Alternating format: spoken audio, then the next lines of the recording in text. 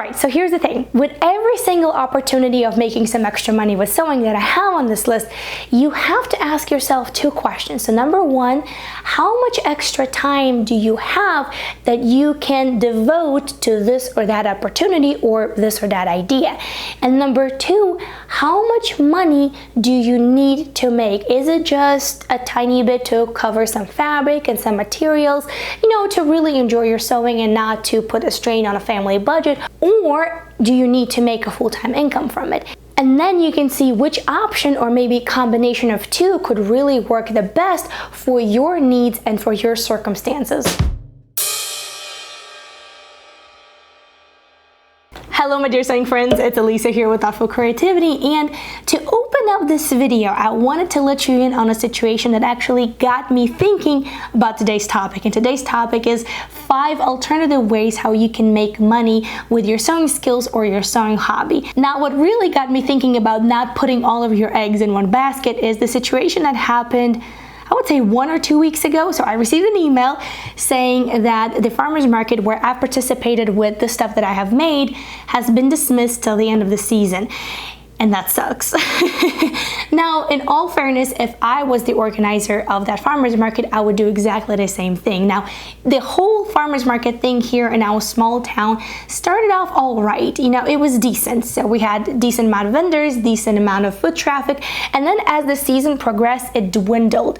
And it was really time to call it. So it's unfortunate, it's unpleasant, but again, it was time. So today I have my list right over here. Some of these I have tried myself personally. I'll give you some insight, and some of these might be something interesting for you to try for the first time. So without any further ado, let's jump right into it. Right, let's get this first one out of the way, because I think that if you are in the same position that I am, or maybe you already have some inventory of handmade items, the most logical solution to this situation would be to actually move your marketplace from an actual farmer's market to an online store. And you can do that by hosting your own online store on your website. Of course, you can do that through Etsy, you can do that through Amazon, you can do that through eBay, you can do that through Facebook Marketplace, you name it. So there are plenty of ways where you can list your items online and therefore sell them through online store or through online e-commerce website. Make sure that you set the right price for the efforts that go into it: packaging, handling, shipping, of course making the item, and everything else. So that would be the first thing that I would do if I was in the same situation like I am. I would start by selling my inventory online instead of selling it in person. Now, I gotta tell you this, I had Etsy store in the past, many years ago, and it wasn't successful. Now, I did realize a couple of takeaways. Number one, the real game of selling online, at least for Etsy, started when I had multiple items in my shop. So not 1 or 2 or 3, but when you actually have, a dozen listings or more, so that people, when they come to your shop online, they can actually have a variety to choose from.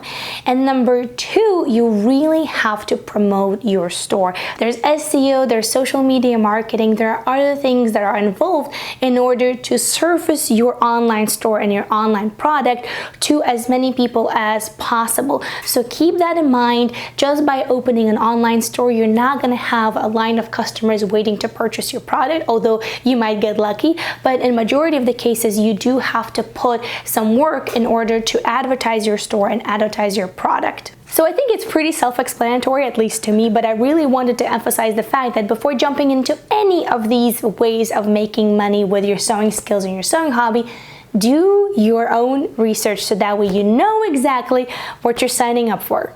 So this next way of making some extra money with your sewing skills and your sewing hobby is somewhat similar to the first one, but actually quite different. So in the first option, we were selling something tangible, something that we have sewn, right? It's a garment or an accessory or whatnot, and we actually physically need to ship it to get that item from us to our customer. Now in the second option, you would also be selling, but you would be selling your knowledge. So becoming an online instructor for sewing classes or in-person classes, whichever way you feel comfortable. You can do do one or the other. You can pre-record your classes and put them on some of the learning platforms, or you can do one-on-one Zoom classes, for example, about sewing. So there are many opportunities that can be really explored within this niche of teaching people how to sew. You can also go to your local Joann's store, which is the fabric store here in US, or Hobby Lobby.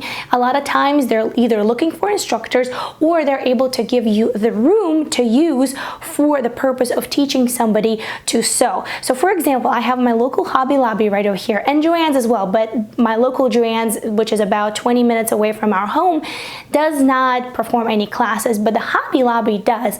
Now, when I inquired about a year and a half ago about leading a class at Hobby Lobby, what they said was, you can use the room for free, but the only thing that we ask from you is to use the materials that you can purchase here at Hobby Lobby, and that's it. So you can also do your classes this way. You can charge for classes and materials, you could do them for free, then you can gather information from people who want to do one-on-one classes, many options. Now, I have briefly mentioned that you can pre-record your classes and then you can put them on learning platforms, and one of those platforms is actually Skillshare. Yes, they are a sponsor of today's video. You guys know that I've been partnering with Skillshare for quite some time. I've been a paying member way before we started working together, so I can truly vouch for this learning platform. Thousands of videos, a lot of topics, photography, graphic design, arts and crafts, you name it. So there are a variety of topics that are available on Skillshare where you can learn with no ads, with actually a well-structured learning plan for the class. Lots of times there is a takeaway material for the class as well, so that way you can kind of complete your homework, so to speak. So it really is centered around learning. So if you have that spark in you that you want people to learn about sewing, go ahead and check out Skillshare and see what kind of classes they have, and maybe you would want to dip your toes into that venture as well. So first, 1,000 people to click on the link in the info box below will get 1 month free of Skillshare membership, so definitely take advantage of this offer. Now, recording a class is not an easy thing to do, so I really want you to kind of think about it. You know, what is your equipment? How can you make a really good class? And how can it really benefit people who would be watching this? But one of the classes that I really want to recommend you to watch on Skillshare with your free trial is this one. So in this class, which is titled YouTube Success, Script, Shoot, and Edit, well, yes, it's the class about YouTube, but actually applies to any video out there. So Marques Brownlee actually guides you through his process of shooting a really great video. So definitely take a look. I think you will learn a lot. Now, this next one is pretty interesting. So you can actually make some extra money with sewing by being an affiliate. Now, if you do like to sew with patterns, whether that is a garment or a non-garment item, you can actually sign up to be an affiliate for that pattern company. So when other people will see your work on social media or somewhere else, they might be inspired by the items that you have made, and they might want to use the same pattern as you did. So then they can click on the affiliate link that you would display on whatever platform you're present, and then they would buy the pattern. Now, it does not come out of their pocket as anything extra, so they just pay whatever the cost of the pattern is. But then on the other end of the business, the pattern company would pay you a small percentage for displaying their patterns and using affiliate links. Now, you can also do that with Amazon and a lot of other companies. So that is a well-known practice in the business, so you can absolutely do that. Now, is it a large percentage? No. So for example, in the info box underneath this video, I usually have about five affiliate links to those products that I truly can vouch for. And that is a very important point. You want to make sure that the products and the patterns that you are affiliate of, you truly believe in. At least in my opinion, I think that is a very critical point. So that way you know that if you're suggesting something to people, you are suggesting that because of your own good experience, not because you're just slamming affiliate links at people and just shoving it, to their side, just, buy. So for example, in my description box, I had the same 5 products, I think, for ages. And those are the bias tape makers. I have a set of drafting rulers. There are some washable markers for fabric. There are some hem clips, and let's see the last one. medical paper for drafting, which you see in all of my videos. So those are the products that I vouch for, that I've been using for years now, and that I know that if somebody buys them, 99% I am sure that they will like the product. So I'm not displaying anything that I don't believe in, and I suggest for you to go the same route. Now, again, will it be a lot of money? It depends on your social presence, on your social following. It depends on the amount of activity that you have in a community.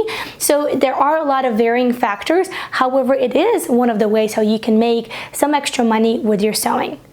All right, yes, let's talk about YouTube, because I know you've been all waiting for it. I get a gazillion questions and requests about YouTube and how to make extra money with YouTube and sewing. How did I get started? How hard it is? And the overall idea, what it seems, is that it's really easy to do. It's so effortless. You just put out a video and overnight it just does the work for you, and then you're just sitting and doing this. It could not be further from the truth. Now, for some people, for very lucky ones, depends on the niche, depends on the topic, depends on the personality, depends on the amount of money that you can invest when you're starting your YouTube channel, and all of the other things that go into it. So some of the people do get quite a bit of exposure right away at the very beginning of their YouTube channel. However, if you're starting like me with nothing, just with a camera that you had for years and an idea that you want to inspire people and you want to share your sewing journey with them and you want to teach them something, then it will take a little bit of time. It will take a little bit of time to get used to the camera. It will take a little bit of time to get used to the whole business of YouTube and all of the things. So just to give you a perspective and to really kind of drill in that it's not a get rich quick scheme, not at all, at least in my experience, and as far as I know, in the experience of most of the creators on the platform like YouTube. I want to tell you that I've been at it for 3 years, and out of those 3 years, I think I get monetized after 1 year. So for the whole year, you're just literally working for free, and you have to take it seriously in order to make some progress, at least in my opinion and my experience. And after that, when you do get monetized, you're thinking, wow, the dream came true. I'm gonna cash in that check. A lot of times it's about $10, maybe $15, maybe $30. So you really have to think about how much time do you have, how much are you willing to learn. So before you dive into the YouTube world thinking that you're going to be making millions of dollars, I don't want to discourage you, but I want you to have a very realistic understanding and expectation that if you need money right now, then YouTube is probably not what you're looking for. Now, on the other hand, if you combine affiliate marketing, like being an affiliate of a pattern making company, and then you combine your social presence like YouTube, Instagram, having a blog or things like that, then it really becomes a really great combination how you can make money not only relying on the views, but also having this backup plan where you can make some extra money from the products that you have tried, that you love, and you're willing to suggest to others. Now, if you love to sew garments, and not only garments, and you want to make some extra money, maybe for some fabric or here and there, then I think this one is the most realistic, and that is to be a pattern tester for sewing pattern companies. Now, most of the times those would be indie pattern companies, which is really fun and exciting because a lot of times they have some really modern designs, some really fun and interesting things going on, and you will get that pattern for free, and you also get to test them. Now, not all of the pattern testing gigs are paid, so you really have to do your research, and I found a couple of really interesting articles for you guys to check out, so I will leave them for you guys in the info box below, so that way you can do a little bit of research and read upon that. Now, there have been some talks in the community about, are pattern testers actually paid appropriate amount of money for the amount of work that they invest? Because not only you have to sew up the garment from the test pattern that they're sending you, but you also have to provide feedback to them, so that way they can adjust the pattern, adjust the instructions, adjust whatever they need to do, so that way it would really become a very good product for the end consumer. So whether the amount of money that you're going to be paid for it is appropriate or not is something for you to judge, whether you have the flexibility to have this experience and either do get paid or not get paid for it. All that aside, it is a really great way how to be a part of sewing community, have some input into it, and help out small businesses as well. Now, I have never personally tested a pattern, but I would be really interested to hear if you have ever had an experience with testing a pattern for an indie company. So please let me know about that in the comments below. I would love to read what you guys have to say. Thank you so much for watching. Now, I have some really great playlists right over here about all of the items that I have made for farmers market, so you can check them out right over here. Some really great ideas, and I will see you in the next video. Bye!